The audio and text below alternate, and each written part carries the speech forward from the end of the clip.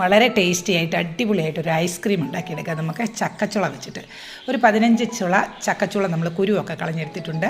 മിക്സിയുടെ ജാറിലേക്ക് ഇട്ട് കൊടുത്തു. അതിലേക്ക് കുറച്ച് പഞ്ചസാരയും കൂടി ഇട്ട് നമ്മളതൊന്ന് അടിച്ചെടുത്തിട്ട് സൈഡിലേക്ക് മാറ്റി വെച്ചിട്ടുണ്ട്. അതിനുശേഷം നമ്മളൊരു കുറച്ച് അരിപ്പൊടി എടുത്തിട്ട് പാലിലൊന്ന് നന്നായിട്ട് കുറുക്കിയെടുക്കണം.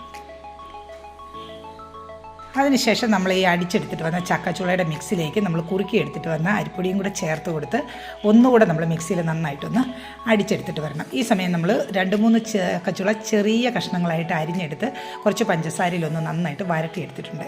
അടിച്ചെടുത്തിട്ട് വന്ന മിക്സ് നമ്മളൊരു ബൗളിലേക്ക് ഒഴിച്ചു കൊടുത്തിട്ട് അതിൻ്റെ മേലെ നമ്മൾ വരട്ടിയെടുത്തിട്ട് വന്ന ചക്കച്ചുളയും കൂടെ ഇട്ട് കൊടുത്ത് മിക്സ് ചെയ്ത് നമ്മൾ ഒരു 8 മുതൽ 10 മണിക്കൂർ വരെ ഫ്രീസറിൽ വെച്ചെടുത്തിട്ട് വന്നാൽ അടിപൊളിയായിട്ടുള്ള ടേസ്റ്റി ആയിട്ടുള്ള ജാക്ക് ഫ്രൂട്ട് ഐസ്ക്രീം റെഡി.